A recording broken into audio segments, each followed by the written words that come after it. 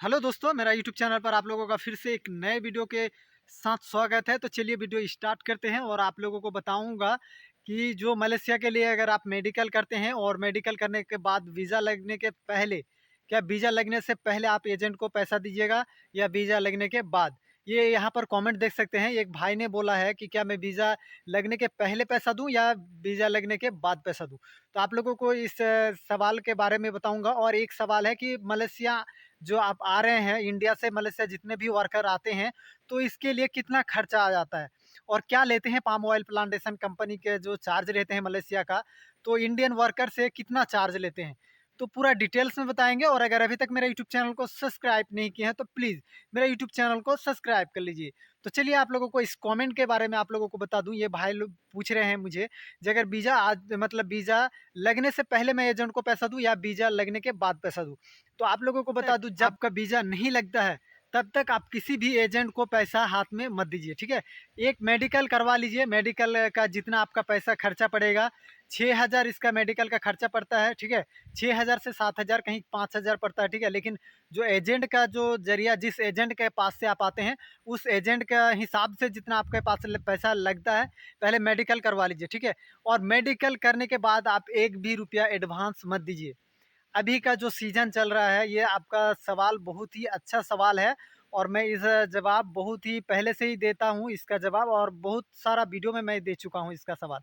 सवाल का जो जवाब है मैं ये बहुत सारा वीडियो में बना चुका हूँ, और इसके लिए मैं जवाब भी देते-देते बहुत सारा वीडियो में दे चुका हूँ कि पहले आप वीज़ा लगाने के साथ अगर आपका हाथ में जब तक वीज़ा नहीं लीजिएगा, ठीक है, तब तक आप एजेंट को 1 रुपया भी मत दीजिए, ठीक है।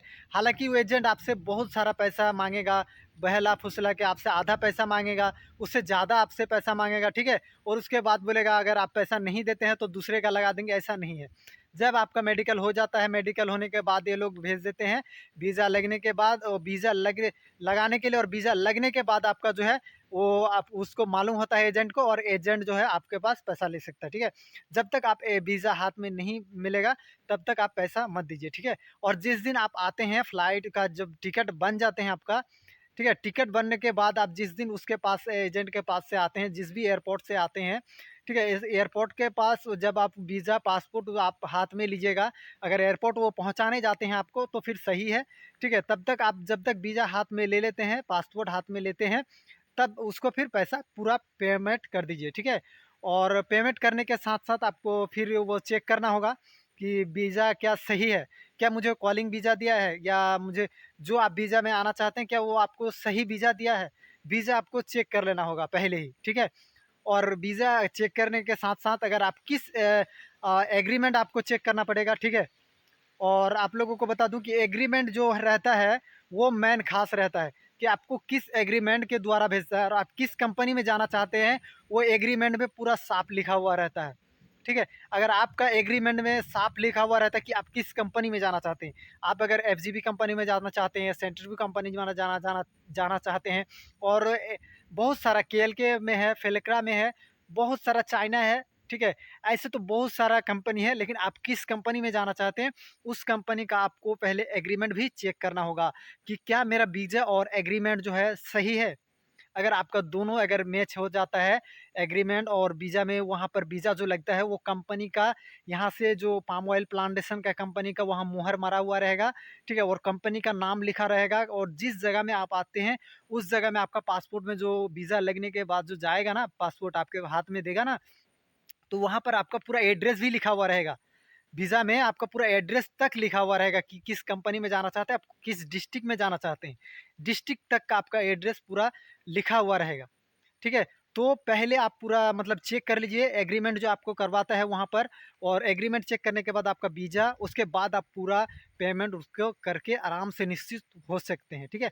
अगर आपका वीज़ा और एग्रीमेंट में अगर दोनों में सेम कंपनी आते हैं, ठीक है, तो आप निश्चिंत होकर पैसा दे सकते हैं। और वीज़ा में आपका सेम मतलब जो एड्रेस रहता है सेम रहेगा एड्रेस, ठीक है। और इसके लिए आपको बता दूं कि पाम ऑयल प्लांटेशन का जो कंपनी का रहते हैं, पाम ऑयल प्लांटेशन कंपनी का ज़्यादातर जो कंपनी रहते हैं वो फ्री वीज़ा देते हैं। क्यों आप आदमी को आप जो इंडियन जो एजेंट रहते हैं नहीं भेज पाते हैं, ठीक है। क्योंकि वो लोग का जो जब तक आपका जो क्या बोलते हैं कि जब तक यहाँ पर फ्री वीज़ा का ऑप्शन नहीं रहते हैं, वो खुद से भी नहीं भेज सकता है, ठीक है। तो यहाँ पर जो फ्री वीज़ा का ऑप्शन रहते हैं और फ्री वीज़ा ये लोग लेते हैं और लेके आपसे बहुत सारा पैसा ऐंठते हैं। तो ये लोग का चलिए मान लेते हैं ऑफ़िस का खर्चा होता है, बहुत सारा खर्चा होता है, ये लोग का भी रोज़ी-रोटी है, लेकिन इतना भी ज़्यादा लेना सही नहीं है। लेकिन देखिए ज़्यादातर आपका जो मलेशिया आप आते हैं पाम ऑयल प्लांटेशन का, ज़्यादातर आपको जो फ्री वीज़ा रहता है, अगर कोई भी अगर फ्री वीज़ा नहीं रहता किसी भी कंपनी में, तो उसके लिए आपको इंडियन मान लीजिए 15 से 20,000 चार्ज रहता है इस मलेशियन, अगर फ्री वीज़ा नहीं रहता है तो, ठीक है। अगर फ्री वीज़ा रहता है तो बहुत सारा मतलब आपके पास ले लेता है, लेकिन यहाँ पर तो 1 रुपया भी नहीं लेता है, क्योंकि कंपनी आपको पूरा खर्चा करके यहाँ पर लाता है। और बहुत भाई लोग पूछते हैं कि कितना खर्चा लगता है, तो खर्चा के बारे में तो आप लोग को ये भी मतलब बात सुनने के बाद तो पता चल ही गया है, ठीक है।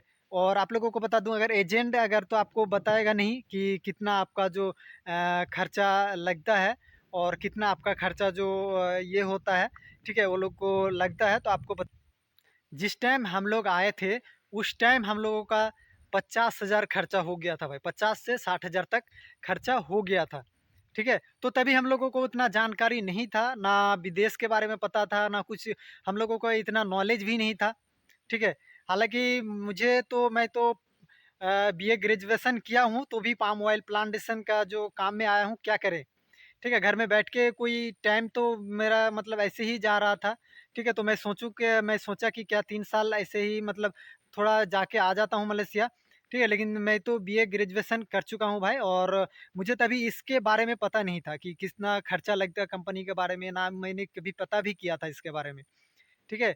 तो इसके लिए एजेंट देखिए एजेंट के जो पास होते हैं यहाँ पर, मान लीजिए जो ऑफिस रहते हैं हेड ऑफिस, वहाँ पर तो मान लीजिए आपका खर्चा कितना लेगा, जितना आपका मतलब उसका ऑफिस चार्ज रहते हैं और टिकट जो टिकट का खर्चा रहते हैं, इतना ही आपका चार्ज लेगा। लेकिन यहाँ तो देखिए, यहाँ पर मलेशिया से तो पूरा आपको फ्री भेजता है, टिकट से लेके पूरा, ठीक है। लेकिन वहाँ पर टिकट का आपको चार्ज कट कट के मतलब आपको फिर आना पड़ता है। तो टिकट का मान लीजिए वो पैसा लेते हैं 15 से 20,000 तक, आपका जो मेन जो रहते हैं उतना ही खर्चा ले सकते हैं। लेकिन बहुत सारा एजेंट क्या करते हैं आपसे 70,000, किसी से 80,000, किसी से 50,000 लेते हैं। अभी एजेंट के ऊपर डिपेंड करते हैं भाई, ये आप जिस एजेंट के पास से आते हैं वो आपसे कितना लेगा, उस हिसाब से आप आ सकते हैं। तो चलिए आज के लिए इतना ही, अगर मिलते हैं नए वीडियो में, और अगर अभी तक मेरे यूट्यूब चैनल को सब्सक्राइब नहीं किए हैं तो प्लीज़ मेरा यूट्यूब चैनल को सब्सक्राइब कर लीजिए। Thank you. जय हिंद, जय भारत।